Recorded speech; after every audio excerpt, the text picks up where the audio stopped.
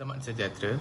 Saya ingin membentang tentang sesuatu isu yang sangat relevan pada zaman ini, iaitu isu penyebaran berita palsu yang membanjiri di laman sosial.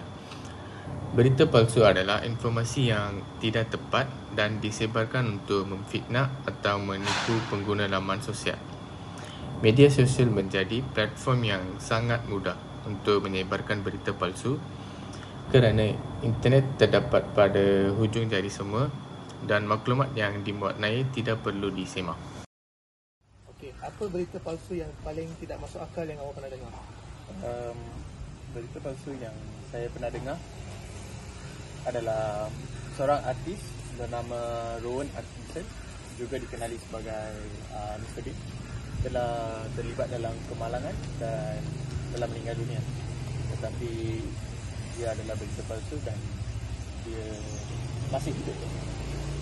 Berita tersebut ada bagi kesan dekat awak tak? Ya, betul. Saya rasa amat sedih dahulu, tapi lepas saya tahu berita itu adalah palsu, saya rasa lega dan gembira. Terima kasih. Berdasarkan temu ramah daripada saudara Joey sebentar tadi, kita dapat lihat bahawa isu penyebaran berita palsu semakin menjadi dalam kalangan masyarakat di Malaysia. Hal ini adalah disebabkan oleh penyebaran berita palsu yang tidak diketahui sumber dan kesalihannya. Tidak pasti jangan kongsi menjadi ungkapan yang sering digunakan sebagai peringatan kepada mana-mana individu untuk tidak menyebarkan sebarang berita palsu atau maklumat yang diragui kebenarannya. Penyebaran berita palsu akan menyebabkan kekeliruan kepada masyarakat dan menyebabkan kita mudah panik dan menyalahkan individu tertentu berdasarkan anggaran kita sendiri. Seperti yang dilihat pada temu ramah sebentar tadi, berita palsu yang sering kita dengar adalah mengenai kematian artis-artis di Malaysia. Berita seperti ini akan memberi kesan yang buruk terhadap emosi ahli keluarga artis yang terbabit. Oleh itu, sebagai pengguna media sosial yang bijak, kita perlu berhati-hati jika ingin menyebarkan sesuatu berita. Jangan berkongsi apa-apa berita jika kita tidak tahu kebenaran dan asal-usulnya. Okey.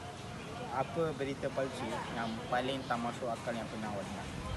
Saya pernah dengar pasal bantuan kewangan daripada kerajaan. Diorang sebarkan dekat macam contoh Twitter, Telegram, Facebook, macam tu lah. Okey, apa langkah-langkah yang boleh kita ambil untuk mengatasi masalah ini? Yang pertama sekali, pastikan berita tu sahih dululah sebelum kalau kita nak sebarkan pada orang lain. Lepas tu sekarang dia dah wujud satu portal, tak silap saya sebenarnya .my. So bolehlah check dekat situ maklumat tu betul ataupun tak. Okey, thank you. Menurut Indria Iladiana 2018, berita palsu adalah maklumat yang direka untuk menutup maklumat yang sebenar. Dengan kata lain, berita palsu juga boleh ditafsirkan untuk memutarbalikkan fakta menggunakan maklumat lain dan ini sering menjadi tumpuan di media sosial. Berdasarkan temu ramah sebentar tadi, kita dapat lihat bahawa penyebaran maklumat palsu mengenai bantuan kewangan daripada kerajaan seperti bantuan tambahan SDR 2023 Mansara RM800 sering muncul di pelbagai platform seperti Telegram, Facebook, Twitter dan sebagainya. Fenomena ini boleh menimbulkan kekacauan dan keresahan di kalangan masyarakat setempat. Oleh itu, sebagai langkah berjaga-jaga, sebenarnya .my adalah satu aplikasi pengesahan kesahihan maklumat bagi rakyat Malaysia untuk menyemak terlebih dahulu sesuatu berita sebelum dikongsikan di media sosial.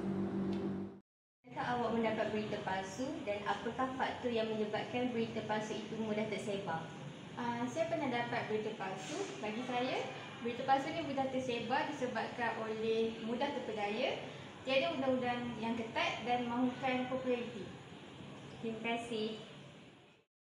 Selamat sejahtera, saya berusaha ingin membuat penelitian tentang soalan yang ditanyakan dalam temu membuat. Dan soalannya adalah, adakah anda pernah menerima berita palsu dan apakah faktor yang menjadikan berita palsu ini mudah tersebar? Terdapat 3 faktor utama yang menyebabkan berita palsu ini mudah tersebar. Yang pertama sekali adalah mudah terpedaya. Segolongan masyarakat mudah terpedaya dengan berita palsu. Hal ini kerana mereka tidak dapat mencari bahawa berita itu sahih atau tidak dan juga tidak menggunakan saluran yang betul. Yang kedua adalah undang-undang yang tidak ketat. Undang-undang tidak ketat menyebabkan mereka lebih berani untuk melakukan perkara sebegini. Yang ketiga adalah mahukan populariti. Selalunya berita palsu ini adalah berita sensasi. Ini menyebabkan mereka tertarik untuk menyebarkan berita palsu untuk mendapatkan populariti sekali. Adakah anda seorang pengguna media sosial? Ya. Pernah dengar tak tentang apa-apa berita palsu? Pernah? Adakah anda seorang yang mudah terpedaya ataupun pernah terpedaya dengan berita palsu tersebut? Kira macam mudahlah juga, sebabnya dia menimbulkan rasa kemuskilan untuk tahu berita tu dan untuk tahu lebih dalam lagi tentang berita tu. Jadi dia macam menaikkan minat saya untuk percaya berita itu. Salam sejahtera, saya Misha di sini ingin menerangkan tentang golongan-golongan yang mudah terpedaya dengan fenomena berita palsu. Antara golongan yang diutamakan adalah pelajar. Kepada pelajar yang tidak mendapat informasi ataupun maklumat yang secukupnya daripada pihak bertanggungjawab ataupun sumber yang disediakan kepada pelajar, mudah terpedaya dengan fenomena ini. Seterusnya adalah orang ramai yang kurang kritis dalam memeriksa sumber berita, merupakan kebanyakan orang yang terpedaya dengan fenomena ini, dan juga golongan B40. Golongan B40 ini mendapat maklumat yang agak banyak dalam platform media sosial yang mengelirukan mereka antara berita benar dan juga berita palsu. Jadi semua individu haruslah berhati-hati. Kesimpulannya, sudah terang lagi bersulur. Kita sudah sampai ke akhir pembentangan kita pada hari ini. Seperti mana yang dibentangkan, penyebaran berita palsu pasti akan membawa kesan buruk di 4 penjuru muka bumi ini. Beberapa langkah perlu diambil supaya penyebaran berita palsu dapat dimusnahkan.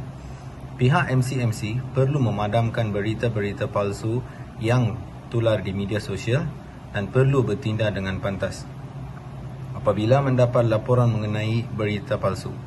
Selepas itu, pihak NGO pula memberi taklimat di kawasan perumahan terutamanya kepada golongan yang berumur supaya tidak percaya kepada berita-berita yang berlegar-legar di media sosial.